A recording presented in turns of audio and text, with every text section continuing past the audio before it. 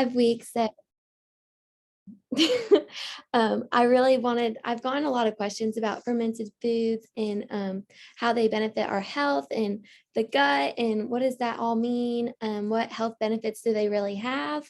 And so I really wanted to create a slide to really just inform people about it, answer any questions, debunk some myths. And so we're going to talk about like what fermented foods are, what is fermentation, what are probiotics and prebiotics, what's the difference between those, some of the like top about 6 or 7 health conditions that they help, and some ways to just incorporate them into your diet. We can start off by just talking about what are some fermented foods. These are foods that undergo fermentation process. So it's basically where these microorganisms will break down these carbs in these foods, mostly vegetables or milk products, and they'll convert them into acids. So carbon dioxide or lactic acid or alcohols. And so this process begins to feed, it kills the harmful bacteria and produces healthy bacteria by creating an acidic environment. So these foods will get a sour taste or bitter taste to them. They'll have some carbonation or gases in them too. So some of these foods that are most commonly found here in the US and around the world really are, so we have miso. So you can make a miso soup out of it. Miso is basically fermented soybeans that are turned into a paste. There's also kefir. Kefir is just fermented milk with kefir grains added to them and fermented for a little while. And tempeh is also fermented soybeans, but they're more of a compact brick-like substance. So people like to substitute that for meat. It's kind of like tofu, but and then there's kimchi. Kimchi is fermented cabbage and radish and some other spices, and there's a lot of vegetables in there. You can do, it's very you can do whatever you want really with it. And then there's kombucha, which is sweet. It's fermented sweet tea. So the bacteria will feed off the sugars in those drinks and convert them into probiotics and healthy bacteria. Sauerkraut is fermented cabbage, which is pretty common here in the US, and putting it onto hot dogs or having them onto a salad or something. And then yogurt. Yogurt is fermented milk, just like kefir, using a yogurt culture instead of those kefir grains. So I think these are a lot of foods, but like, where can we find them? Where do we find these foods? So you can really find a lot of them in Target, Walmart, Publix. Yesterday I was on a grocery store tour, and we were talking about my fermented foods study today, presentation today. So I wanted to go and pick up some of the ones that we found and talked about. So first I found some kimchi. Kimchi is going to be, this is on the strip, the Publix on the strip. It's going to be next to the vegetables and the juices. So in that little corner, there's a lot of vegan products. So I found this kimchi there. You can get a mild, there's a spicy one too. I also, right underneath there, I also found this sauerkraut, which is great. It was right below that section. And then in the dairy section, you have your yogurt, but I also found this kefir. This kefir is also found at Target too. It's great. Great ingredients and everything, 10 grams of protein. So this is a really good on the go drink to have. You can start your mornings off, pair it with some oatmeal, or just have a glass of it with your meals. And we'll talk about when to have it and how much to have later in the slides towards the end. But so yeah. So fermentation, there's basically three main types, the most common types that are found in foods are the lactic acid fermentation, ethanol fermentation, and acetic acid fermentation. So the most common we're going to find here is lactic acid. Most of those foods that I was talking about earlier, these are mainly lactic acid fermentation, because this is where the yeast and bacteria will convert these sugars and these starches into lactic acid, not requiring any heat. So you have your kimchi and your sauerkraut and your kefir, your all these foods will produce this lactic acid, which create these probiotics in this environment for these healthy bacteria to continue to grow. You'll find ethanol fermentation in wine and beer. These yeast will break down these starches into alcohol and carbon dioxide. But I think a lot of us are wondering, is beer a great source of probiotics? So I'll answer this a little bit later in the slide too. But so beer and wine will undergo a lot of further processes after fermentation that will kill the living bacteria. So the darker the beer, the more likely it is to contain a little bit of probiotic, but it's not a great source of probiotics. And then acetic acid fermentation. So this will be like the kombucha, the tea, converting these sugars into these vinegar-like substances. And these are found in mostly the fruit products, like apple cider vinegar and our kombucha, just creating an acetic acid instead of lactic acid. So yeah, some advantages of fermented foods. They're very rich in probiotics, so good for your gut health, and they help maintain your healthy gut, balance of healthy bacteria. It helps your immune system. It also increases the absorption of vitamins and minerals, so will help benefit the calories that you do eat. It'll help retain those in the body and help boost your immunity, not only by probiotics, but helping these vitamins and minerals really just be used in your body. Same with the B and C vitamins, folic acid, riboflavin, niacin, thiamine, and biotin. So your B vitamins really, and the fermentation also produces enzymes to help break down other foods. So it can contain like lactase, and there was a study that I was researching, and it actually showed that there was a enhancement of people that do have a lactose intolerance. So they were found to better digest like kefir and yogurt because of the enzymes in the probiotics that were in it. Okay. Do you need different types of probiotics, or will one source work to provide what you need? Okay, that's a great question. So from what I found, I could probably research this more and give you a better answer from what I found. So the wider variety of bacteria. So this like kimchi will have, let's see, I don't know if it says it. So one food will have a certain strand of bacteria that will, help fight off the other bacteria. But when you have other sources involved, so if you take like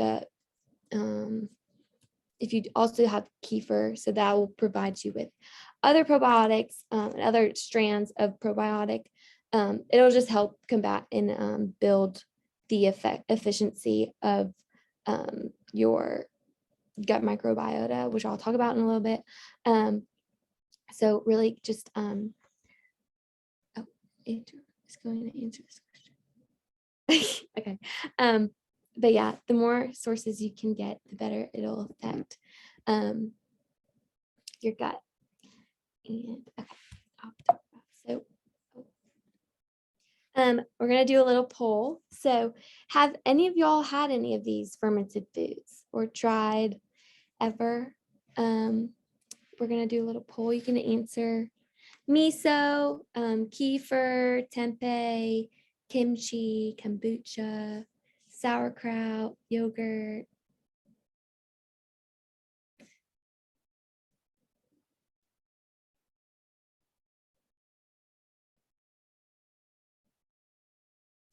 Okay, this is pretty much what I was expecting. Everyone's had yogurt, a good handful of sauerkraut, pretty much everyone. Miso, some kimchi, yeah. So tempeh is not very common. I was actually talking to my preceptor about this. It's not the most common source of probiotics. So it's like you can use it as a protein if you marinate it in some of your favorite sauces or marinades. You can add that to your salads or add it on the side. I've also seen recipes for tempeh bacon. So you can eat it for breakfast. It's high in protein. It's a great source. So yeah, kimchi, yeah. And kombucha. Kombucha is a great drink on the go. Just looking for the sugar content. So some brands will have about like, I think yesterday on my grocery store tour, we were comparing the different kinds of kombucha. So some had like 12 grams of added sugar, whereas some had 0 grams of added sugar. So being aware of those. And those can also be found in the juices aisle, juices section, the refrigerated section in Publix. All right, and then I have another poll next. How often do you guys consume these fermented foods? Is it daily or twice a week, weekly, monthly on occasion, or just never really? No judgment at all.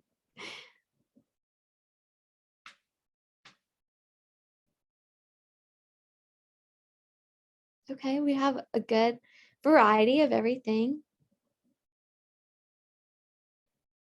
Okay, so mostly twice a week or on occasion, and some daily, some weekly. Good, good. I'd love to see that increase. And I'll talk about kind of how much we'd like to see you guys have that's recommended later on in the slides. But sounds good. Thanks for participating, y'all. We can start to dive into one of the questions. Hey, that, yes. I think we have a quick question in the chat if you want to address that.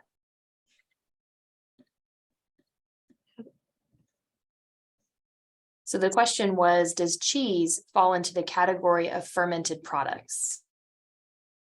Oh, I think cheese gets pasteurized, so I would not consider it a fermented food, but that's actually a good question. Out of all my studies, I did not see cheese under any of them, but that's actually a good question.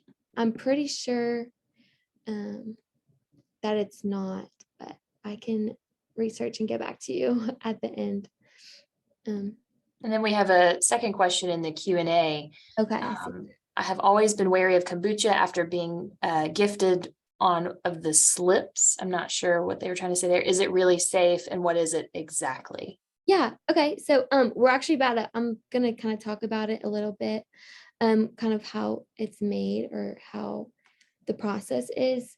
Kombucha is really just like sweet tea that they put a culture of bacteria in it for the bacteria to feed off the sugars, and that will produce the fermentation process. And it's a great source of probiotics. It's a great, but like I said earlier, just kind of looking for that the sugar content is really where it can get to, because the benefits might not balance out with the negative sides of it with the 14 grams of added sugar, which is half your daily or over half your daily intake. So just being aware of that. But it begins with an S. There's a really good brand.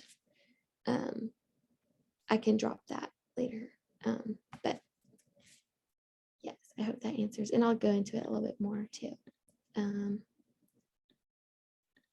Okay. Oh, so yes, we can kind of get confused about fermentation and pickling and what really the difference is, because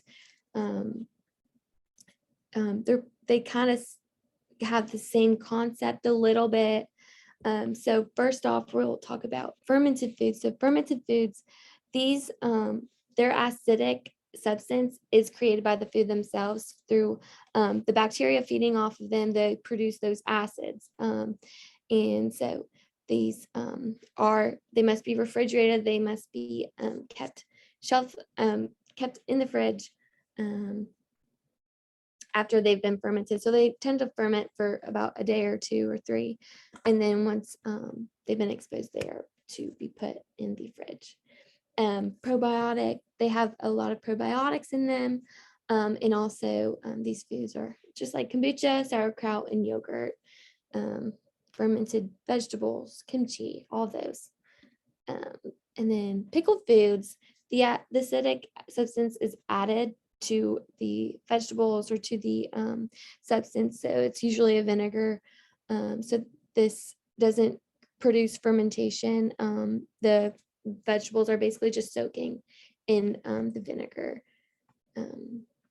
And so these tend to not have probiotics in them, and they can be put on the shelf.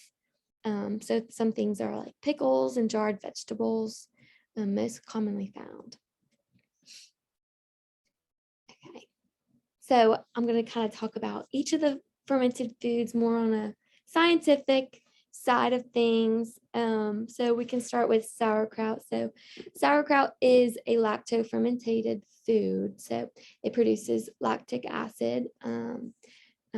This is a cabbage food. So people will put cabbage, they'll wash cabbage with a salt brine. So the salt will kill all the harmful bacteria, and they put them in this mason jar or a covered jar, and when it's submerged in that salt brine, it'll start to bring out the healthy bacteria, which will produce this acid, and you'll begin to see the you can kind of see the water content in there a little bit, but so then that'll become, once it's like above the cabbage, it's ready to be eaten. And then it's super easy to make. You just need cabbage, salt in a container. And so, and then kimchi is the same process, just different vegetables.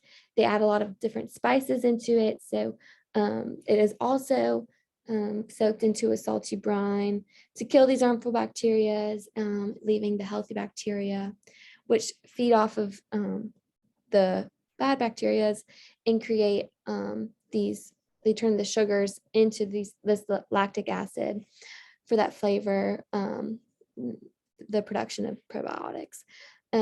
This can be made with cabbage, radish, scallions, some pastes, red pepper, really any of your favorite sauces or spices as well.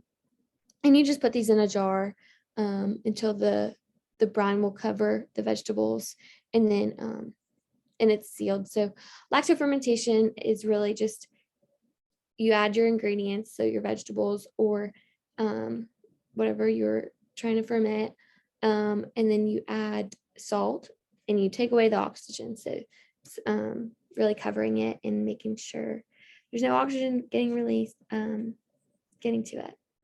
So next, lacto-fermented vegetables. So kind of the same concept as well. So you can really add your favorite, green beans. I think there's carrots in here, onions, scallions, cauliflower. You can just put these into that salt brine and then cover it as well. And the bacteria will begin to produce this lactic acid and create a bunch of probiotics that are good for your gut. I don't know why these pictures aren't loading.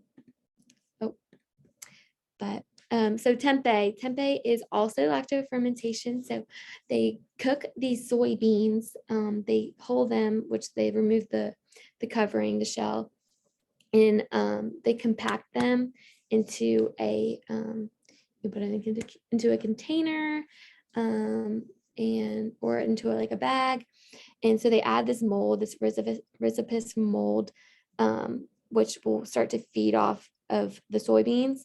And you'll start to see this like white covering over. I wish the pictures were there, but you'll see this like white substance grow between all the soybeans, and yeah, it'll create this like neat kind of consistency. It'll be kind of like it's like a brick shape, and these it can be also made with like chickpeas or lentils instead of those soybeans if you're soy intolerant. And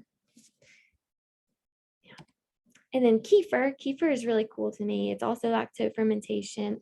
So these kefir grains are added to milk, and sit over about a day or so. It's these grains will begin to produce these probiotics, this lactic acid, and the grains are actually reusable, so you can continue just making indefinite like kefir after batch after batch after batch, because it'll just begin to continue to grow. You can really just use them, and this is actually a great way for the grains to multiply. So the more you make, the more grains it'll make, which is really cool to me. It's great. It's like a drinkable yogurt. It's very delicious. Love it. And so kombucha. So kombucha is not a lactic acid fermentation, but it's acetic acid. So they brew the tea with the sugar. It does have to be a sweet tea. So then they add this SCOBY, which is a culture of bacteria and yeast. And those bacteria and yeast, those microorganisms will begin to feed off the sugars and produce this carbon dioxide and alcohol. And it'll create those probiotics, that environment for these bacteria just to continue to produce. And it will, after it's packaged and sealed, as there's no oxygen getting to it, it'll continue to ferment. So until you open up that bottle, it'll just keep on fermenting within the bottle. So that's why you see them mostly in glass containers, vacuum sealed. Same for kimchi. My kimchi came like vacuum sealed pretty much. So it likes to continue to ferment when there's no oxygen getting to it. So I keep saying probiotics. We're going to kind of dive into what they are. Why is this? What's the correlation? Basically, probiotics, the best source of them are these fermented foods. So that's why I keep saying them. So probiotics they're the living organisms of yeast and bacteria. They live in the gut. So these are the healthy bacteria in our gut, trying to defeat the harmful bacteria. It maintains a good balance of good bacteria in the microbiota and fights off those bad ones. So, and these are all found in fermented foods, which is the most natural source of probiotics compared to a supplement. And they are also an antioxidant, which they delay cell damage. They're antimicrobial, so they'll kill and slow the spread of these microorganisms through the body. They also kill any dangerous fungi in your GI. They're anti-inflammatory, so they reduce inflammation or swelling, and also anti-diabetic, so it will also prevent and alleviate diabetes, which is very cool. So do all fermented foods contain probiotics? So we kind of touched on beer and wine, but the acids in the process of killing off those in the fermentation, the processes after fermentation will kill off those living cultures of probiotics. Like we said a little bit also earlier, pickled foods, these don't necessarily contain probiotics because they don't ever go through the fermentation process. So those harmful bacteria aren't stripped away and they don't produce those beneficial bacteria. Baking, so like any breads will also, the high temperatures will kill the probiotics as well. And so also I was on my grocery store tour yesterday and we had a great question about canned sauerkraut versus like this refrigerated sauerkraut. And I was also really curious. I went home and I did some research, and I also found that the heat in the involved with the canning and the pasteurization of these fermented foods will kill those living probiotics. So that was cool. So if you're better off getting some of the sauerkraut or any of these vegetables in the refrigerated section of the grocery store compared to the shelf aisles in the middle.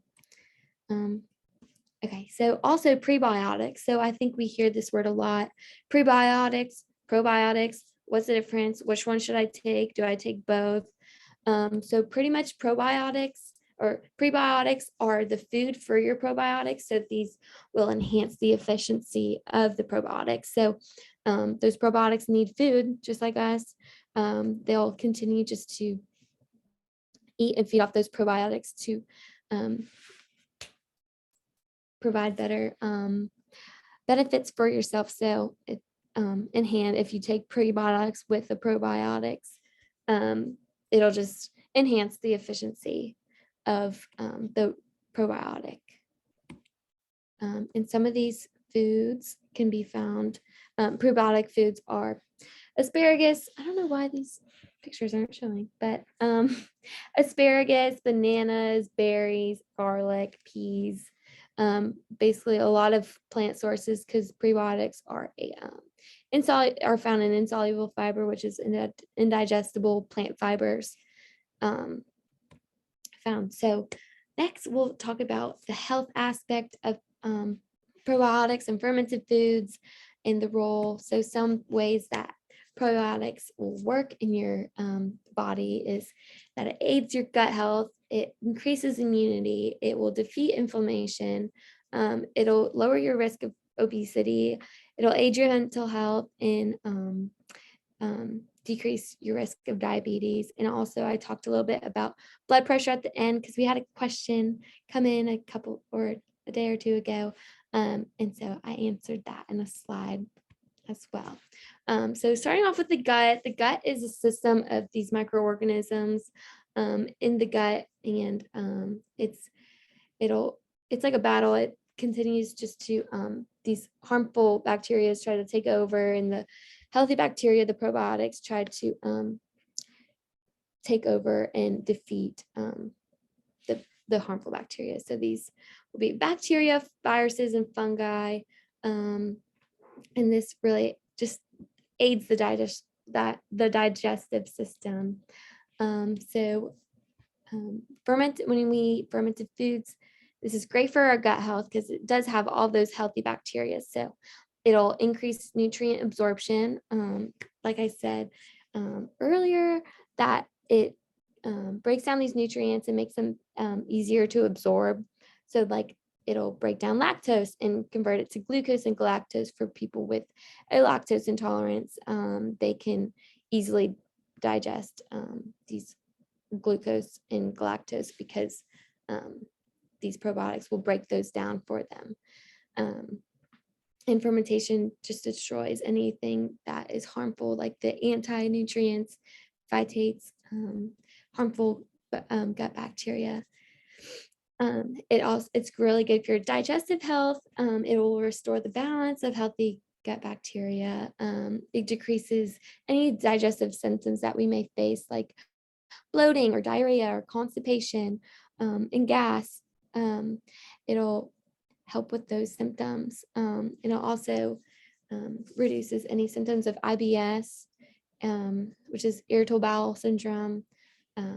And it also leads to, so your gut is connected with your whole body. So gut health is kind of in correlation with the rest of our body. So a healthy gut gives it a healthy a healthy mind, a healthy healthy blood pressure, have healthy just health conditions as a whole, because the body's very intertwined, intercoordinated. So so some of these other things are immunity. So fermented foods are very good on the immune system. It boosts and reduces the risks of the any of the common colds or any infections that you may be facing, and also speed up the recovery process for these too. Not only do these probiotics help that, but the foods that have these fermented foods also are commonly containing iron and vitamin C and zinc. So in relation to the probiotics, this will also just help the process, help enhance the immunity. And it also protects against pro-inflammatory molecules, so it will decrease inflammation and chances of inflammation. So diabetes, when it comes to diabetes, so it'll really just alleviate all of these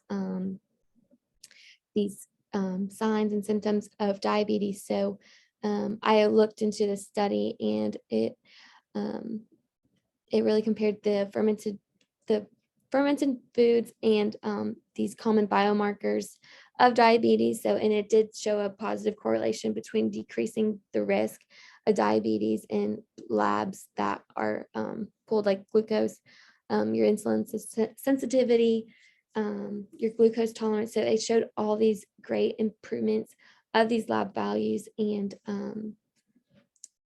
it also aids the inflammatory symptoms. So also it will enhance your beta cell function, increase the enzymes, glycogen levels, and protects against liver damage.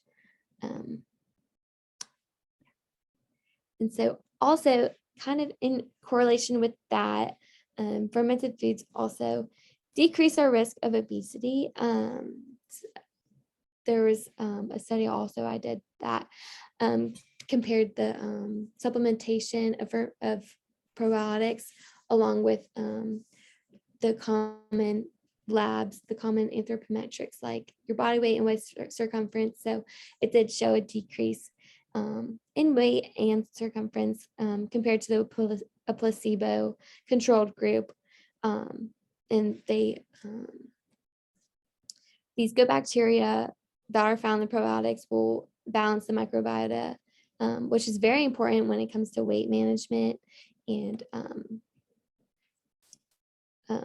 the absorption of these minerals that we're eating, the food that we're eating.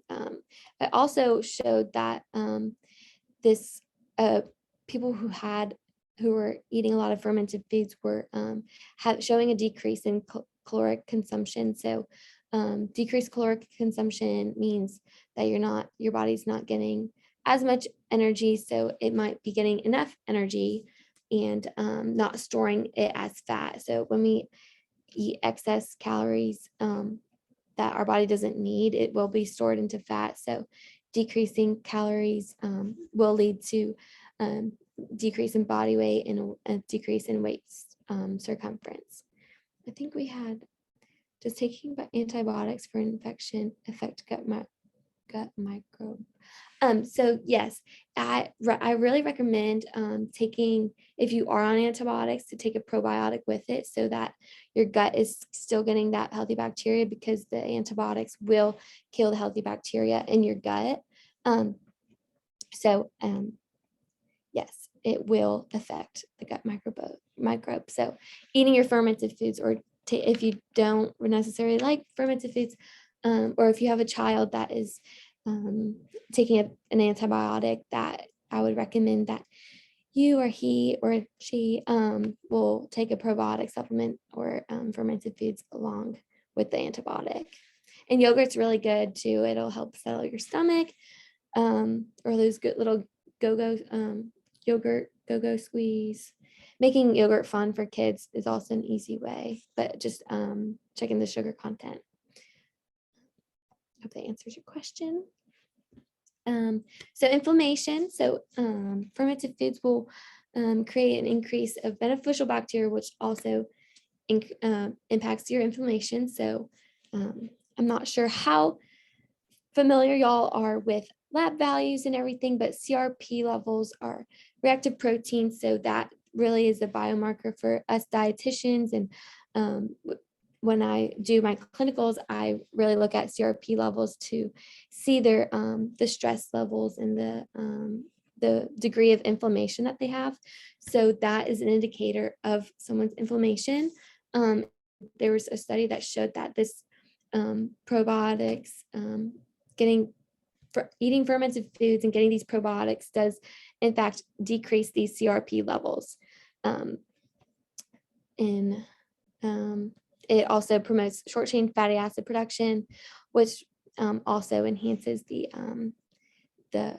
inflammatory levels.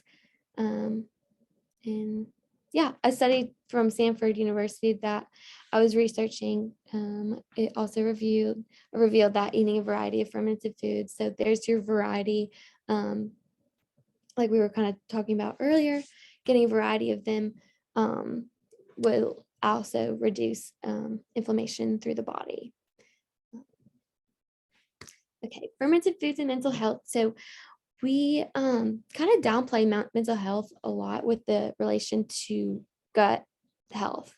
So there's a gut brain axis. So the gut is very connected to the brain and vice versa. So if you have a healthy gut, there's chances of having a healthier brain. But if your gut is undergoing all of these, if it's like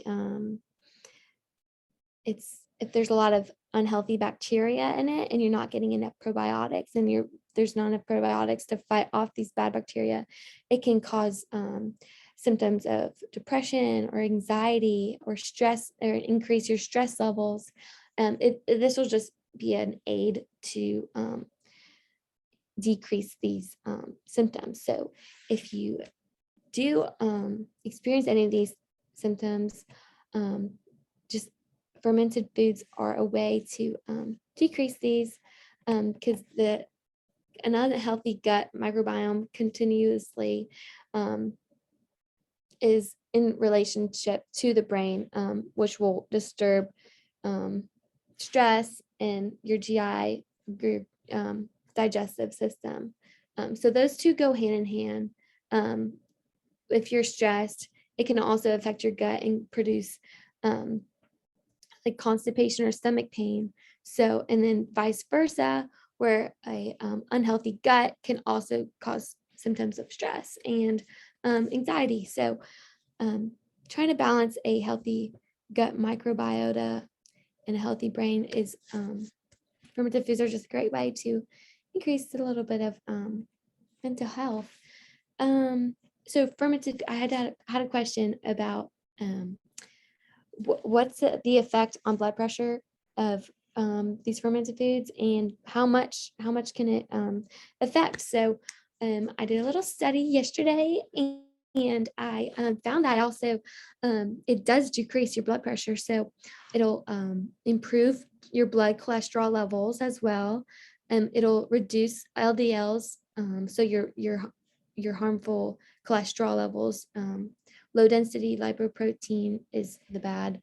HDL, high density lipoprotein, is the good cholesterol. So it does reduce these bad levels of cholesterol, reduces triglyceride, reduces your plasma glucose, and reduces your body weight, like I kind of said previously. So it was found that over 8 weeks that I did 2 studies and compared the results, and they both showed about an increase of reduction of systolic blood pressure by about 3, in a decrease of diastolic by about 1 or 2. That was just over 8 weeks. They were both consuming a few different strands of probiotics. So they're, again, continuously just consuming a variety of these strands will help enhance the efficiency. So you can just see by over just 8 weeks that these people are already seeing results in a decrease in blood pressure. I hope that answers your question. And so we're gonna kind of just look at it as a whole. So I kind of wanted to give y'all an image of kind of what the fermented foods do to our health. So fermented foods contain these probiotics, like we said earlier, which lead to a healthier gut microbiota, and which contributes to health conditions such as obesity, mental health, and high blood pressure, all these things. So fermented foods are very important in our health. And so I wanted to also, I talked about supplements a little bit, and I just wanted to stress the importance of fermented foods rather than taking a supplement. Not only are these fermented foods a natural source of these probiotics, but they also contain those enzymes that help you absorb these nutrients more easily. They also contain these vitamins, minerals, and they're lower cost. Some people will spend about $40, $50, $60 every month just on these cultural probiotic supplements, and they just take one a day or two a day, and they're not even getting nearly as much as they could. And also the probiotics that they take that are in these supplements may not survive the acidic environment in your stomach before it gets to your intestines. So it really might not have that big of an impact. And so I wanted to show y'all how important it was to get these foods from, get these probiotics from sauerkraut or from kimchi or kefir or any of these. So I did some research, and so 2 ounces of sauerkraut, which is about 2 servings of this, it has more probiotics than 100 capsules of a probiotic. So just tossing this onto your salad, just a couple scoops of it, will give you so much more than just one little probiotic supplement every day. And so I also did another one. This was crazy to me. 4 to 6 ounces of fermented vegetables. So just adding a little bit on your salad, or having kimchi on toast, or drinking a glass of kefir. These sources will contain about 10 trillion bacteria compared to the average probiotic, which contains 10 billion. So for every, so there's like, that's basically 1,000 different. So 1,000 capsules will be 1 serving of, or 4 ounces of fermented vegetables. I think we have a question. Kefir and yogurt, do they contain the same bacteria? That really just depends on what the manufacturer wants to use with their bacteria. So looking on the back, I'm pretty sure that they tend to put what kind of probiotics. So this one has 12. It has 12 different ones. So you can, yeah, so this one has 25 to 30 billion.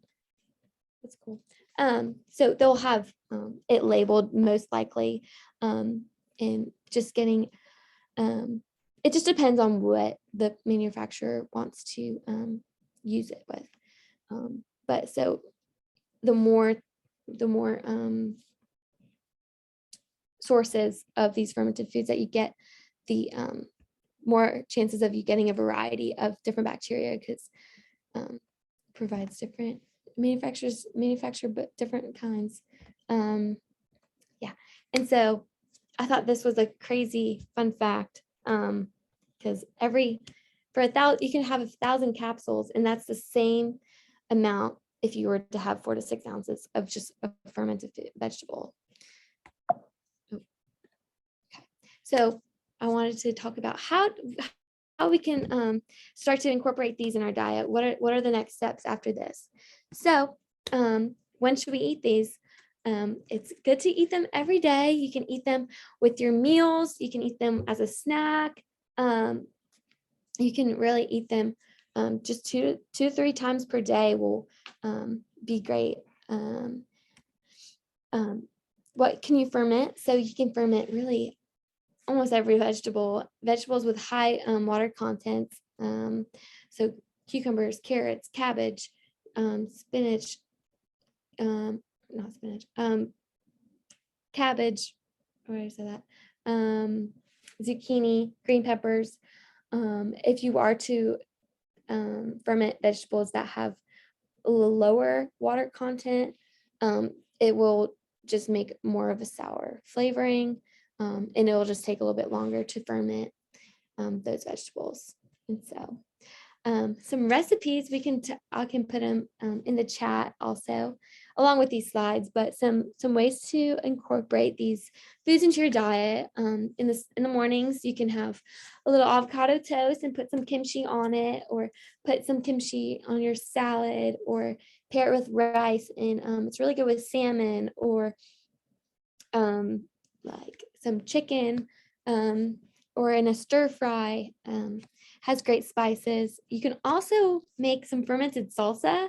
This is also lacto-fermented product. So you can pair that with some tortilla chips, or serve at your next taco night. You can pick your favorite vegetables and ferment those, and also put that on a salad, or put those on your tacos, or put those in a wrap in the morning or for lunch. Would be a great option as well.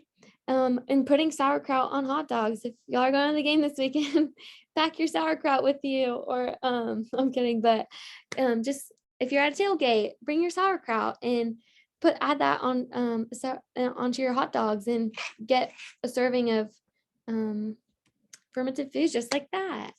There's many ways, and I can give you guys these slides. I think Ashley's going to put them in here, but that's kind of it. These are all my studies that I was looking through. If y'all were curious about whoa, what was that? The microbiome study, or I want to look more into. So I put some of my studies in as well. Do y'all have any questions or anything I can help you guys with?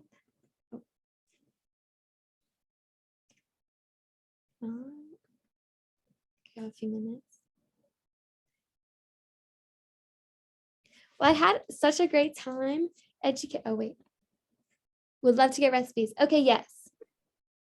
Yes, and so real quick, I just went ahead and dropped some of those recipes in the chat that Cameron was talking about. I've also dropped in the slides if you guys want to download that. If you have any additional questions or anything you felt like wasn't fully addressed, or anything you think of later, feel free to email us at wellness@ua.edu.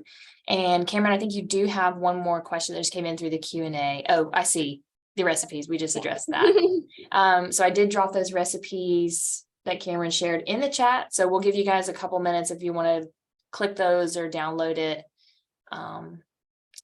Yeah, were there any further questions for Cameron? Let's check the chat. Okay. Okay, well, thank you guys. I've had a great time researching and being able to educate you. And like Ashley said, wait, what is that? Someone raised their hand. Did we have a hand raised? So guys, if you have raised your hand, we are in a webinar format, so I can't give you the ability to speak, I don't think, but if you want to drop your question in the chat or the Q&A. And it looks like Maria's just asked us a question in the chat, Cameron.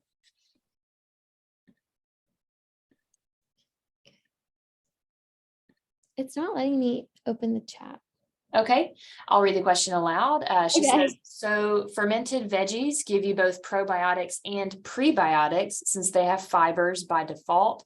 For kefir and yogurt, probably nice to have them with berries to get prebiotics along with the probiotics, right? So she's asking if it's a good idea to do the two together.